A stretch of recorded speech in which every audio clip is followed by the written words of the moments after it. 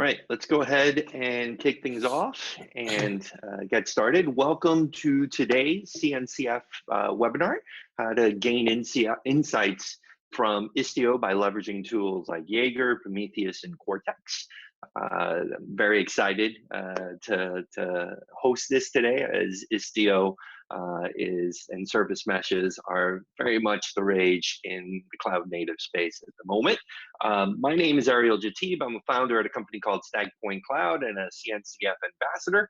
I'd like to thank you all for joining us and extend a nice warm welcome to Niraj Podar from Aspen Mesh, who is going to be our presenter today. We appreciate him sharing his expertise on Aspen Mesh with all of you today. A little bit of house cleaning or housekeeping, if you will. There is a chat window at the bottom and a QA function. Go ahead and use those as we go through the talk, and we'll try to find opportunities to interject with your questions. This session is also being recorded, and we'll send out the link later on. So without further ado, I'll pass it over to Niraj. Thanks, Ariel. Good morning, everyone. I am Niraj. I'm the platform lead at Aspen Mesh. Thank you all for joining in on this CNCF webinar. Today, I'm going to talk about how to gain insights into your microservices applications using Istio and leveraging various tools like Jaeger, Prometheus, and Cortex. But before we go deeper into the insights, I will first give an overview of what a service mesh is, what problems service mesh solves, what are the various architectural choices, and then move on to Istio architecture, and then to the insights and using tools to unlock the full functionality of Istio. So with that, let's get started. So this is a typical microservices installation or a typical microservices architecture. You have three services: service A, B, and C. Service A is talking to service B is talking to service C, and then service C is talking over internet to maybe a mainnet service. All these services or microservices are written in different languages. So one is written in Python, the second is written in Node.js, and third in Java. So in this slide, what you see in the bottom half, the green boxes, they represent the essential business logic and APIs that are unique to each microservice. So the microservice developer each of them have to develop this for providing the functionality of the microservices. The boxes in the top in black, they represent somewhat a common functionality, which is kind of shared between the microservices, and they are related to communication between them. So they involve things like service discovery, load balancing, some sort of tracing, telemetry, if you are using mutual TLS or TLS, and OpenASL library.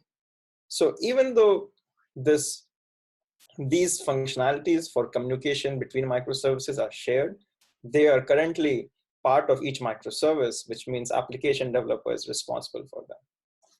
Secondly, if you're an operator, imagine your job is to ensure uniformity between these microservices, so you can query traces and query metrics across the microservices. So imagine if one microservice has a different format of request count than the other, or if you want to maintain a uniform security posture, ensuring OpenASL version compatibility across microservices is again a big operational nightmare. So this is the problem which service mesh solves. So service mesh is essentially a common infrastructure layer which manages communication between microservices. So with a microservice, the operator is happy, or it makes his life easier, as they're getting a layer in which they can insert uniformity and their control and policies. At the same time, for the developer, it's easier as they have to reason about just the code which is unique to their microservices. They don't have to think about the service mesh layer, or they don't have to think about communication between microservices. So typically, Service Mesh provides these advanced communication functionalities by inserting a proxy. This proxy is going to intercept traffic going in and out of your applications.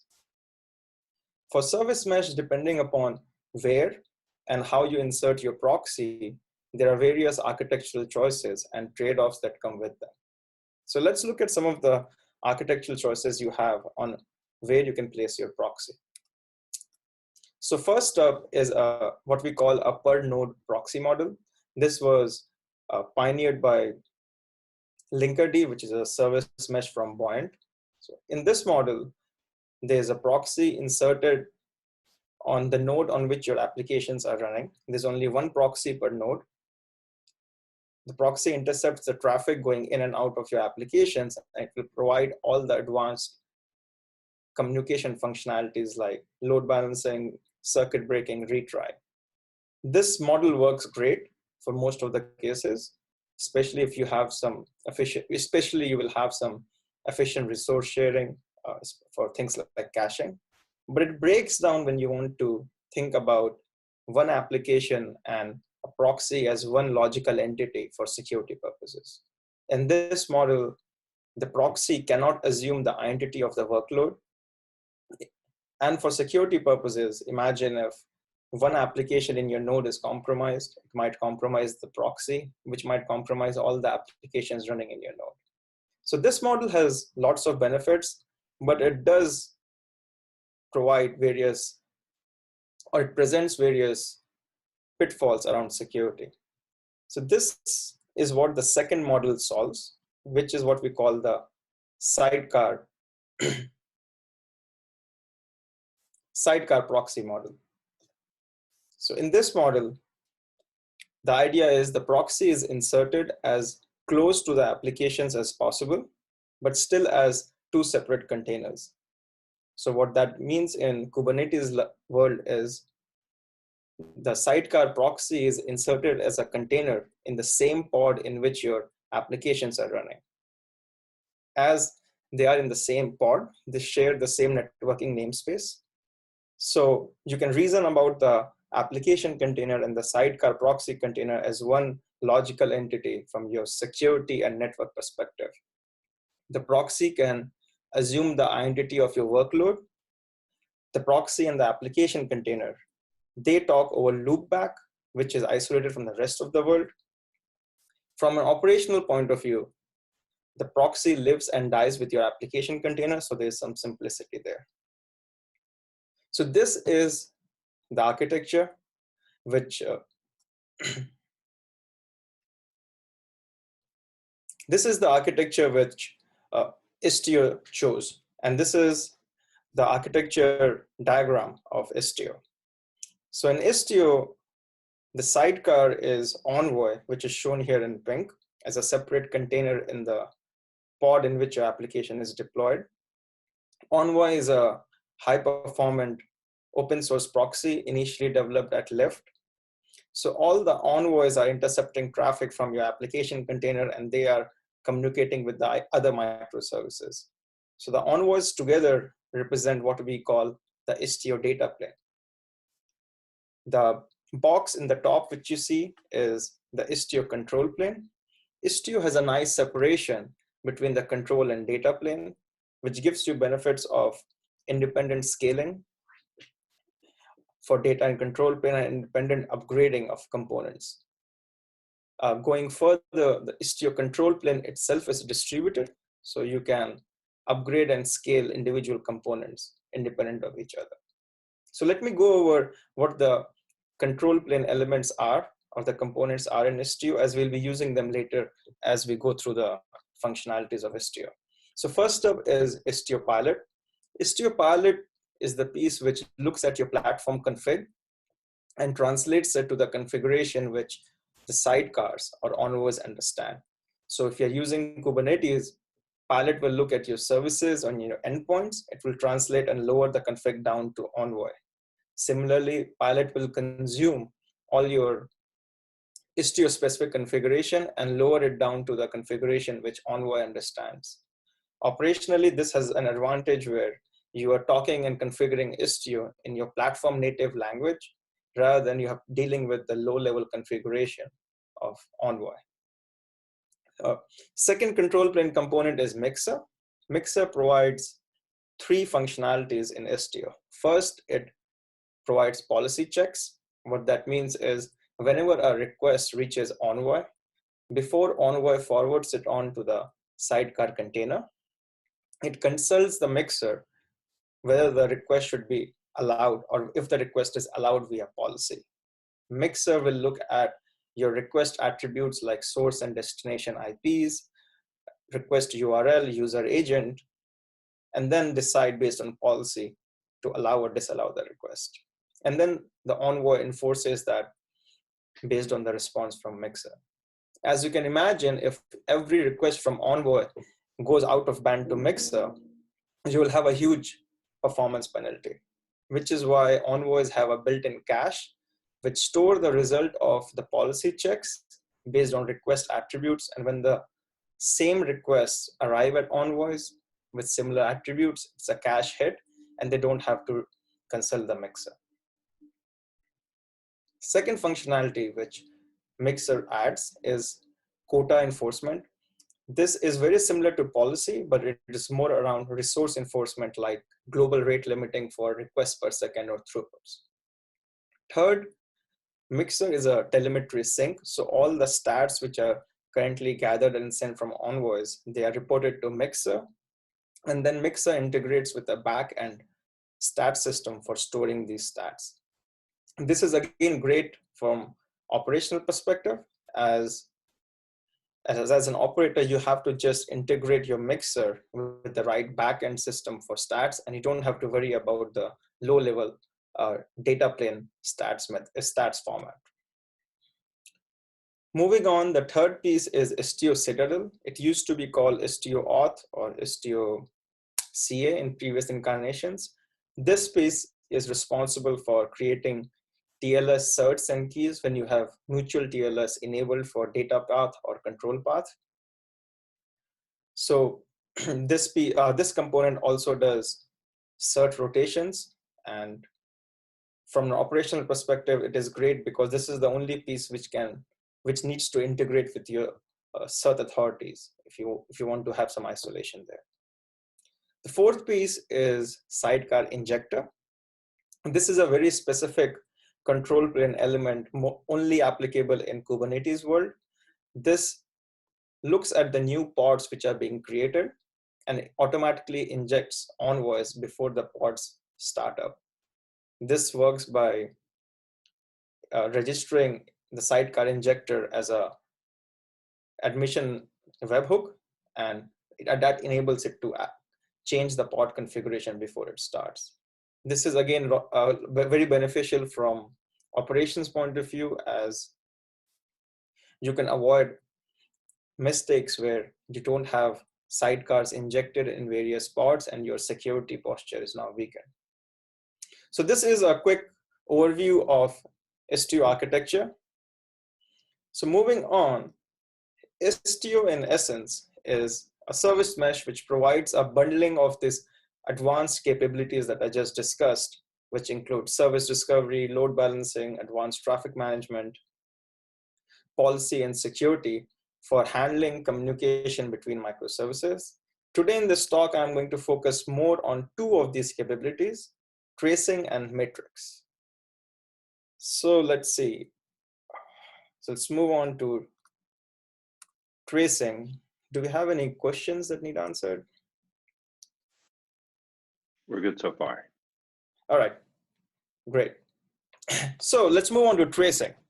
So tracing has often been described as one of the most needed and missed functionality in the microservices world. I think of tracing as analogous to module level logging in the monolith world. So tracing is the feature which gives you nice service dependency analysis for the different microservices.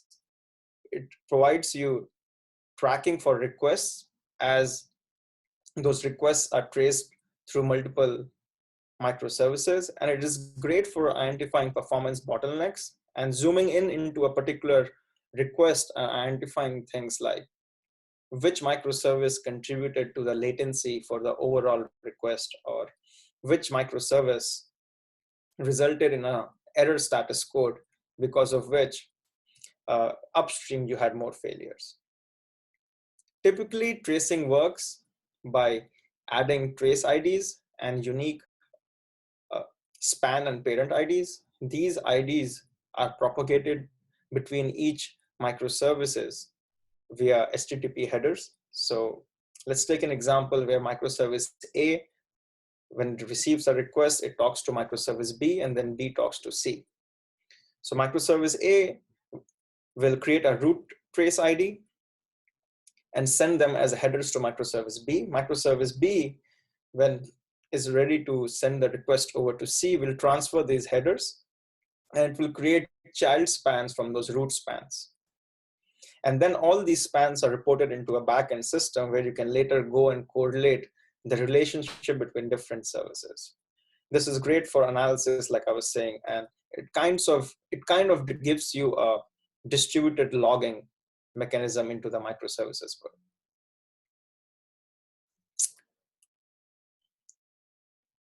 So with Istio, we often say you get tracing out of the box, but it's not well explained often what you're exactly getting.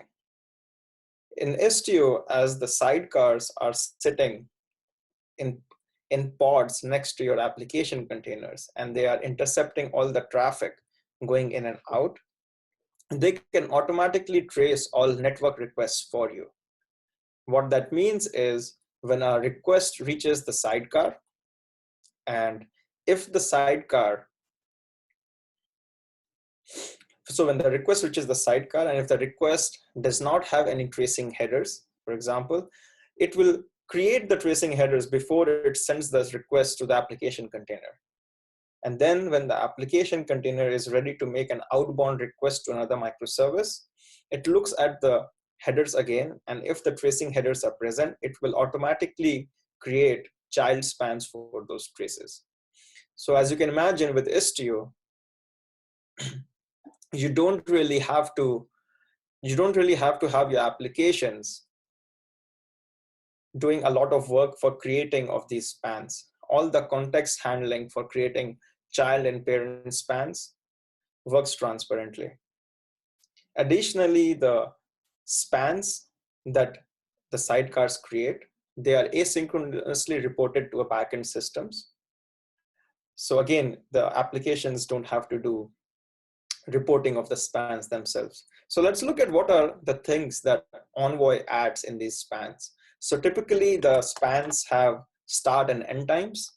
So with this, you can understand how long each request took. It has like things like source and destination service names, source and destination IPs. It has a host of HTTP headers like paths, URLs, user agent, request and response sizes, response codes. So as all this information is reported back into a backend system, you get all the visibility you need for understanding what's happening in your microservices. A key thing to understand here is as Istio is doing this, or specifically the sidecars are doing this from a network point of view, there is no way you can escape this. So if, for example, if your application was doing tracing itself and not Istio, there might be cases in which the developer forgets to add tracing. In this land, you will always get tracing requests for any, or you will always get traces and spans for any network request which happens. One thing which is very interesting to note here is applications in this land or in Istio have to do one particular thing to get full benefit from Istio, which is they have to propagate the application headers which are present in the incoming request and transfer them to the outgoing requests. This is really important and often less clear. So if the applications don't transfer the tracing headers from incoming to outgoing requests, the sidecars won't be able to create child spans, but all the spans which will be created will be root spans. What that means is you will only have tracing for 2 levels of services and never have a tracing across multi-level services like 10 or 20 services. So I've put 2 links here to the blogs I wrote. First one is how do you do correct header propagation in your applications if you are contacting AWS services, and if you are using them, it gets really interesting. So this blog might help you alleviate some of the pain which I had to go through. Second is how do you do tracing correctly with gRPC and Istio, and specifically it points and helps you how to do header propagation when you're making outbound calls from gRPC to non-gRPC or gRPC applications. So moving on, just like any open source project, Istio integrates with various backends for sending and querying of these spans. Currently, it supports 2 open source projects, Zipkin and Jaeger. Often, it's very confusing to understand and evaluate which integration works well or which backend system is better. We recommend using Jaeger. Jaeger is a distributed tracing system for collecting and querying traces. It was developed, it's an open source project. It was initially developed by Uber out of the Google Dapper paper. It has an open tracing compatible API.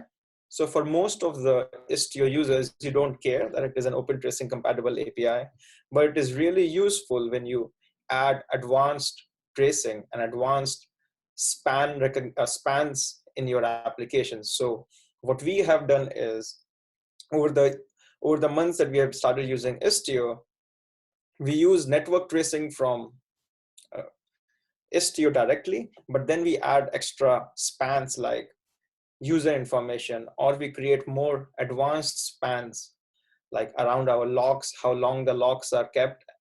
So things like that, when you add, it's good to use a library which is open tracing compatible. So in future, you can replace your backend without changing your applications. Because tracing is one field where you will have to update or change your applications, I recommend doing it the right way and use some open tracing compatible APIs. Jaeger has a very flexible and scalable architecture. It has various components for collection and querying, and all of them can scale out independently. It provides support for storing the traces in multiple backends. Currently, it provides support for Cassandra and Elasticsearch. So typically, if you have many clusters that you want to be that are sending traces, you can have Jaeger collector and Jaeger queries, which are single tenant, but Cassandra and Elasticsearch both support multi-tenancy. So all of the traces can go to the same backend system. Elasticsearch is a very interesting choice here, especially if you're sending your logs to Elasticsearch. Fourth thing which is interesting about Jaeger is there's work going on in the open source community for adding advanced sampling. This means you won't be sending all the spans or storing them, but being intelligent about what samples will be sent. This helps reduce the storage costs and speed up your querying as you have less things to look at. Another thing interesting about Jaeger is it can actually accept spans in Zipkin format. So currently, Open Tracing API provides standardization around the programming APIs which people should use, but the actual headers which go on the wire are not standardized. So Istio uses Zipkin format headers, which are XB3 dash headers. Jaeger collector can accept those headers and store them. So with Jaeger, you actually don't lose the Zipkin compatibility if you care for that. And with Istio, actually, you will have to configure your Jaeger collector to accept Zipkin formats. Last two things, it is a CNCF project. It has a very active open source community. Being a CNCF project gives its structure around maintenance, releases, and security audits. Last thing which I want to say about Jaeger is it has a really great UI, which can help you understand your microservices better. So let's take a look at what the Jaeger UI looks like. The top part of the slide represents a represents the overview of what you get when you do any queries in your Jaeger UI. So the x-axis here is the time, the y-axis represents the latency of traces, and the size of the circles represent how many spans are in each trace. So I have personally used this view to understand distributions of my microservices. So in this, you can kind of see this is a bimodal distribution. Some of the requests are taking 400 plus microseconds, and there are a few which take very less. This can typically happen when you have a system where you have caches, and if there's a cache miss, there's a higher penalty. I've also used this to understand things like we had a system where requests were all starting at separate times, but they used to end at the same time because there was a periodic garbage collection or some periodic trigger which used to do cleanups. So very useful to understand a global perspective of your microservices. The second half of the slide represents the detailed view. So in this, you can click on individual traces and find out how long the requests take. You can understand your service dependency. So here, Istio ingress talks to product page talks to details. You can zoom in on each of those spans and then get the HTTP attributes and the other span attributes I talked about, like source and destination services, HTTP URLs, HTTP paths. Again, great for visualizing and understanding each request. We have found some interesting cases here where we were able to figure out that we had loops in our microservices by looking at this view. So this is what I wanted to say about tracing. Next, I'll be moving on to metrics. And I think we have some questions if you want to answer. Yeah. All right. Yes, we have. So let's start here in reverse and say, are there some use cases that you can highlight for kind of where Zipkin might be a choice over Jaeger, or I'll add vice versa?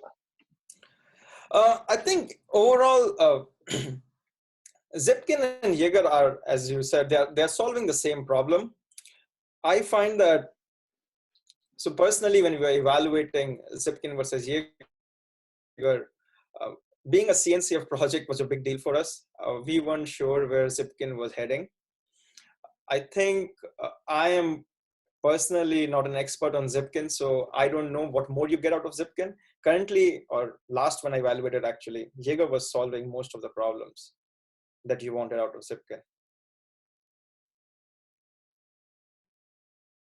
Cool. And we have actually Mason Jones who chimes in and says an advantage of Zipkin is being able to send spans to Google Stackdriver. That's not possible with Jaeger, is it? Perfect.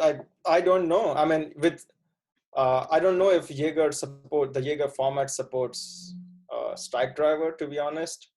It's interesting though. I mean, what I think he's alluding to is the client side integration. Is that correct? We'll leave it out there for Mason to respond. We have a couple other questions. So knowing that Envoy has a local cache for routes, how does the mixer component could be aware of calls, metrics, tracing? Can you repeat that again? Sure. Knowing that Envoy has a local cache for routes, how I'm going to add a verb. How does the mixer component be aware of calls, metrics / tracing? I see. So I think routes and policy and metrics and tracing, they're all separately handled, just to be clear. So the routes come from Pilot, and Envoys have a cache of the routes, like you were saying. Policies are handled by Mixer, and then the Envoys have a separate cache for the policies. And then tracing, all the Envoys report the traces directly to the tracing collector. Matrix, on the other hand, all the Envoys report to Mixer, and then Mixer integrates with the backend. I'm not sure if that answered his question, but maybe it will help him get more knowledge on it. Okay. Yeah, let's move on through a couple of those. Adil or makes a statement. I think Jaeger is open tracing API compatible, whereas Zipkin is probably not. No, I think Zipkin is also open tracing API compatible. Okay. Another one, is Jaeger deployed as a daemon set to Kubernetes, or is it a sidecar? Jaeger, neither actually. So Jaeger has a bunch of different components. So Jaeger has a Jaeger collector, which collects traces, then a Jaeger query for querying traces, and then Cassandra for storage of those traces. If you are just using Jaeger without any other component, so there's a Jaeger agent also, which can sit on every node as a daemon set. But with Istio, you actually don't need it, because all the traces from the sidecars can go directly to Jaeger collector. Okay. Let me ask another one. Do you have some best advice for a newbie on how to debug when they have a problem with Istio, ergo, gateway, virtual service, sidecar injection policy? For example, where should I look at multiple logs, disable some part of a component? Those are some examples. I see, perfect. So what we have done is we actually have added some stats for recording some of the Istio control plane failures, which we saw initially. So you can instrument Istio pilot and Istio mixer for that. For envoys, I would recommend, it's normally good to look at the logs and see if you are getting discovery failures. For when you're configuring things like virtual services or gateways, I would recommend always use Istio CTL rather than kubectl, because Istio CTL does CRD validation, which kubectl does not.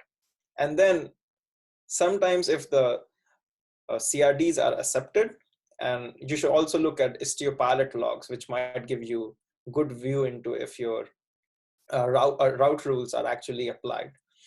Last thing I would say is Envoy has a debug endpoint or an admin endpoint. So for every sidecar or for every pod in which you have the sidecar, you can go to port 15,000 and look at your /clusters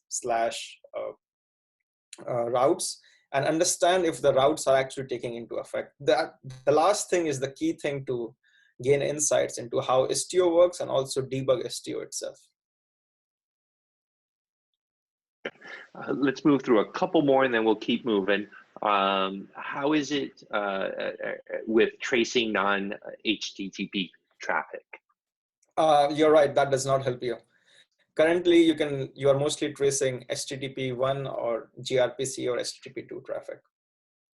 Gotcha.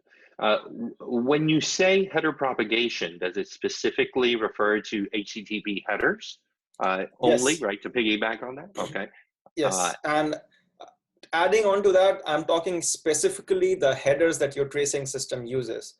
So in Istio, you need to propagate XB3 trace ID, XB3 span ID, and there's a list of 6 headers that you need to propagate to get the full service dependency graph. Okay, and let's circle back to the Stackdriver Google question. Mason is chiming back in and says, being able to use Stackdriver UI to view the spans, yes, and then storing the data is taken care of for you, which is handy. He says Google provides a forwarder container that receives, I'm guessing Zipkin traces and forwards to Stackdriver. Oh, that's so great. I think that makes sense, because if you are an operator or if you're managing a cluster and you don't want to manage Cassandra, which is yet another database for storing traces, and if you want to use managed services, it makes sense. You can send traces to Stackdriver.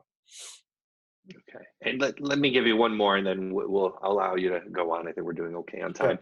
Sure. Would my application traces be handled by the Envoy sidecar as well? Daniel asked that question. Yes, the traces are created and the spans are created and reported by the sidecar. The rest of the components are not involved in that. Okay. I'll pause for now and let you go ahead. Please continue to add your questions to the Q&A. Ideally, we're having a nice amount of volume here. All right. All right. Thanks, Ariel. So let's resume. So next thing I want to talk about is metrics. Now, all right. So matrix and time series data is a great way of knowing what's happening in your application. I think that hasn't changed from monolith to microservices. The problem remains and the solutions remain. It's just we have some optimized time series databases now which we can use. It's a great way to understand historically what's happening in your application over time, to compare when your applications were healthy to the time your applications are broken. It's great for debugging and doing fault analysis. And of course, you can do some monitoring and alerting, set up some uptime, not only just for your individual microservices, but across your application, which is made up of many microservices. And on those events, you can do things like scale them out, add more resources, and the list goes on. So with Istio, again, just like tracing, you get a lot of metrics and a lot of stats. This is, again, there's a lot of documentation which says that Istio provides a lot of stats, but there's not clear documentation in what stats are provided and how they are provided. So again, let me break this down for you. In Istio, because it is sitting in your network path and in the data path, it has good view into what's happening in your cluster and who is talking to what in your microservices architecture. So it can create a lot of stats automatically for you. So there are two levels, or there are two types of stats which are currently exported from Istio. First is Envoy stats. Envoy has a unique view into what's happening in your pod. It can give you some information specific to the pod, which no other entity can. So there are a lot of advanced things which Envoy currently reports, like request pending, how many bytes are buffered in your connection, are you seeing some SSL failures? Again, these are from the view of the pod. So I have a link there for Envoy stats overview. Take a look. It might help you characterize the performance of a pod if you're using Istio. So if you're familiar with the use model for monitoring, use stands for utilization, saturation, and errors. These stats map very well to that model. So you can see, you can have alerts saying if you have too many requests pending, probably your latencies are going to go high. So we have used them personally for characterizing our applications, and sometimes some of these stats are very difficult to obtain from applications themselves, but easier to do it from a network point of view. So moving on, the second level of stats which are reported are mixer level stats. So mixer takes a higher view from pods. It reports stats from service perspective. So mixer will tell you which service is talking to what and what are the latencies. Specifically, you can draw a histogram of latencies between individual microservices. You can easily evaluate P99 and P95 latencies. You can mixer sends and reports request counts between microservices at the service level. It also sends requests by HTTP status codes, paths. So you can filter on a lot of things. So this model or these type of metrics, I think map really well to the RED model of monitoring. So RED stands for rates, error, and durations or distributions. And those are supposed to be from a service point of view to see if your uptimes are being met. Third thing which is important with Istio, that it's very easy to add custom stats. And these customizations are currently only available for mixer level stats. So you can add your own stats that you want to monitor and collect from the service perspective. And this is a configuration change, and mixer will start reporting them. Fourth, just like tracing, there are a lot of options for sending and collecting stats, and there are various integrations with Istio. There's StatsD, there's Stackdriver, which was mentioned, which is an attractive solution for both tracing and telemetry. And then there is Prometheus. So just like tracing, these options are sometimes confusing, and it's difficult to evaluate the benefits across them. So I recommend using Prometheus. Prometheus is a highly optimized time series database for collecting stats and for querying them. It has an interesting model which is different from various other architectures. So it has a pull-based model. What this means is the Prometheus server pulls or scrapes stats from applications at specific endpoints like /metrics, compared to some of the other models like StatsD, which is a push model where you have agents which are going to export these metrics to the StatsD backend server. From an operational point of view, there are various trade-offs, but a pull-based model is a little easier as each application is responsible for exposing its own stats. It has a very flexible query API. Prometheus API is more or less becoming the standard API for now querying stats, for applying functions. It has a large repository of functions and transformations you can do at the server side before the stats are reported back to you. It has a very efficient storage model for chunking, and actually I think they've started supporting compression, or there was work going on to downsample and reduce the storage further. There are various integrations for dashboards for creating charts and visualizing them. So I would actually recommend using Grafana, which is another open source tool for dashboarding and creating charts. So normally people use Prometheus for collecting all the stats, and then they have Grafana, which integrates very easily with Prometheus, and use Grafana for dashboarding, charting, and setting alerts. So the graph on the right is a Grafana chart, which is currently available from the Istio community. This gives you the service level stats, which I was just talking about, which Mixer exports.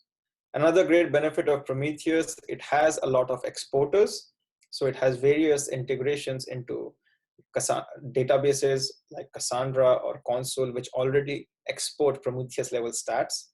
It also has for monitoring Kubernetes itself, there's native integration for Prometheus stats. So take a look at those links. It might help you see if you have some other systems which you have not written, the stats and the correct format of those stats might be available for you via these integrations.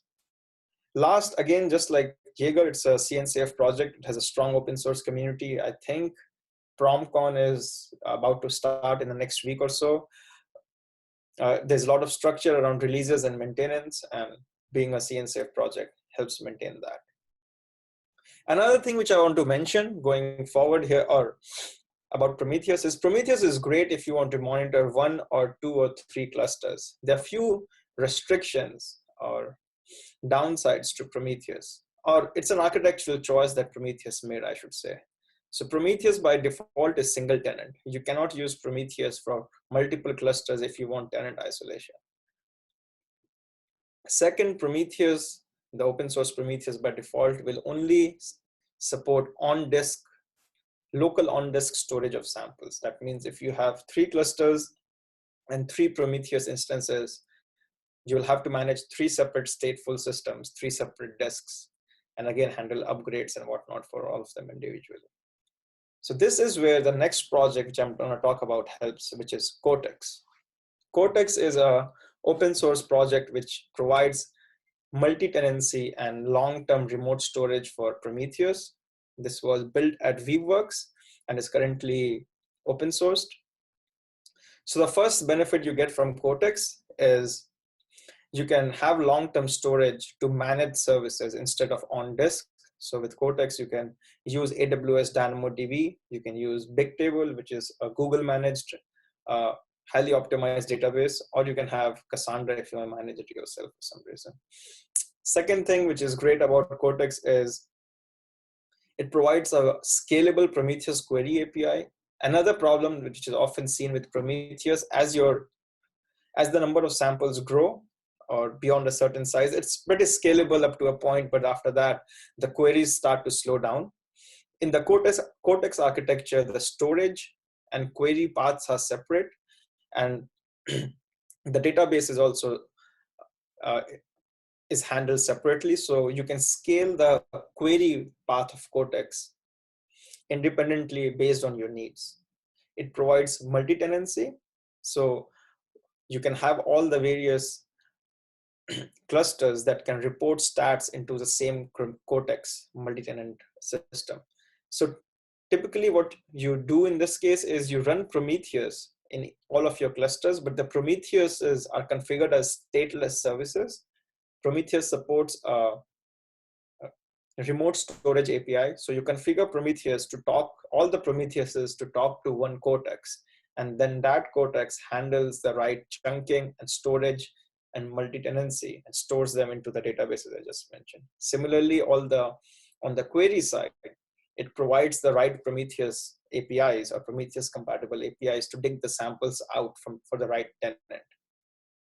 As you can imagine, it's much easier to manage because of the architecture I just mentioned compared to managing 20 stateful services with disks. Lastly, there's work going on. I think they are proposing very soon that Cortex should be added as a CNCF project. All the benefits that Jaeger and Prometheus and Kubernetes got from being a CNCF project, Cortex can also receive. With that, the last thing I want to say is, if you want to get more from Istio, these are the following recommendations. First, Istio 08 was released like I think 2.5 weeks ago. There was a lot of work done in the open source community for stability of the core and for control plane scalability, which had been an issue for the last few releases. Envoy v2 APIs are now used. Envoy v2 APIs help a lot for scalability because they use the new gRPC-based subscription mechanism for receiving route rules and updates rather than the query mechanism they had.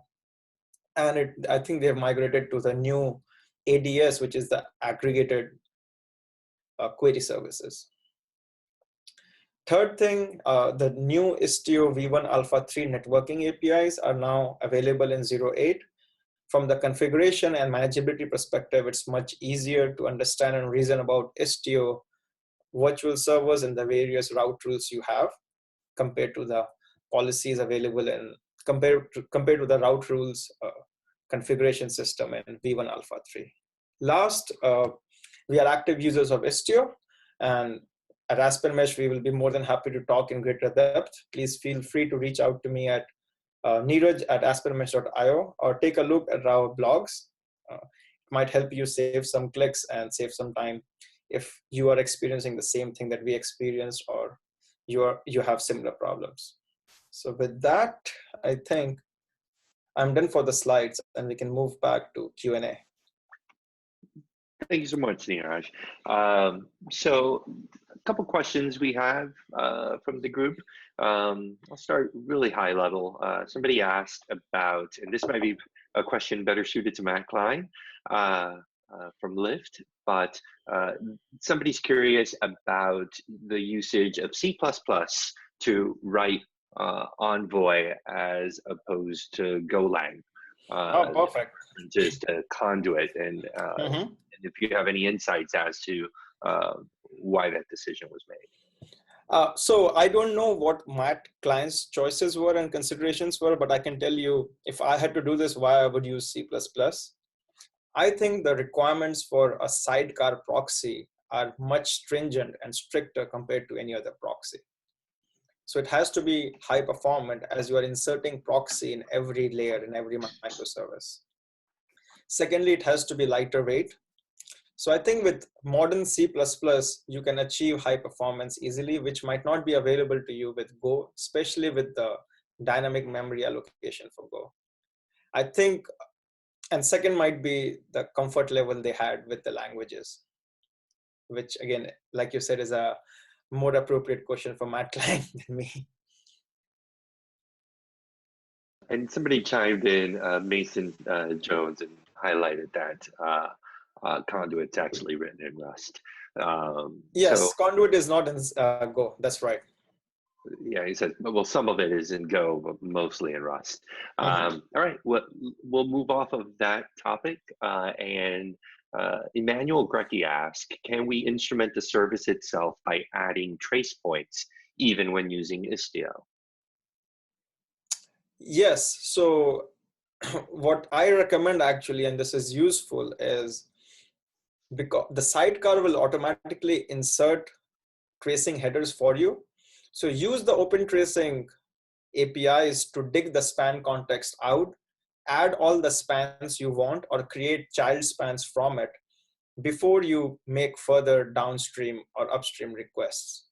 So this is very helpful and very useful. Like in our case, we were adding span tags for user information, like user IDs, which Sidecar does not have. Okay, awesome. Great question from Stefano Vecchi. Is it possible or easy to build clusters where Istio is present, but not used by all services? Ergo, some services use Kubernetes native service discovery, and some others are using an Istio-based service discovery. Great question. I think Istio is built around that model that you can slowly opt into the service mesh without all your services being in the mesh.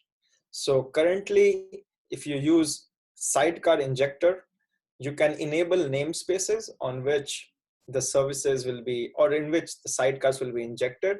Even if you have enabled them in your namespace, for specific deployments, you can annotate the pods and prevent the injection of sidecars.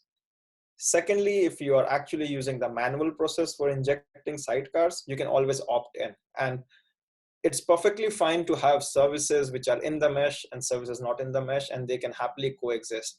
You just have to realize that the benefits that you get from mesh, you won't get from the services which are not in the mesh. Awesome.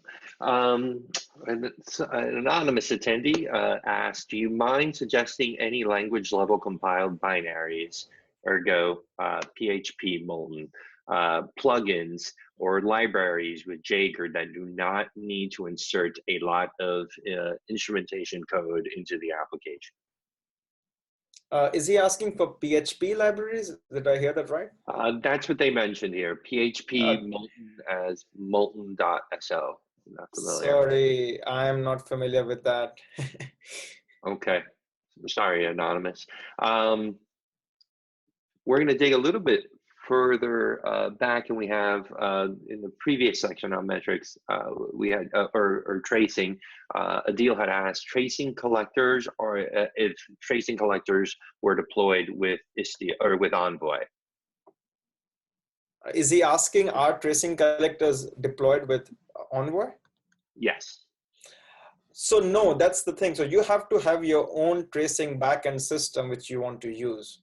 So Envoys if you have the right configuration, they will start reporting the traces. You have to have the service, like the Jaeger service or Zipkin service, which will be the collection point for your traces. And then you will have to have a backend database for storage of your traces, like Cassandra, Elasticsearch, or Stackdriver. Okay, great. And one last one, which is, can you speak a little bit to the overhead of running a service mesh on the infrastructure?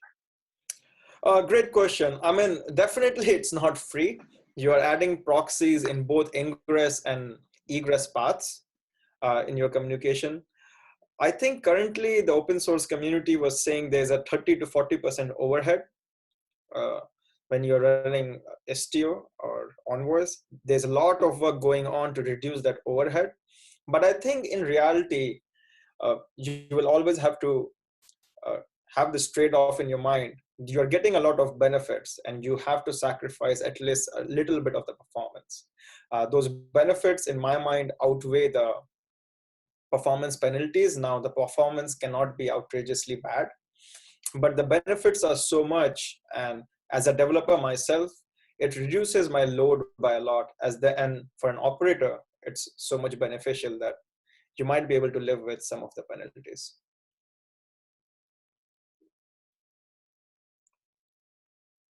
Just to clarify, Peru's asking if what you said was 20 to 30% overhead. Yeah. Yes. Okay. Great. So if there are no more questions, we're going to go ahead and wrap this up. I want to thank Neeraj for sharing all this great information with us today. And as I mentioned at the beginning, look for an email with a link to this recording.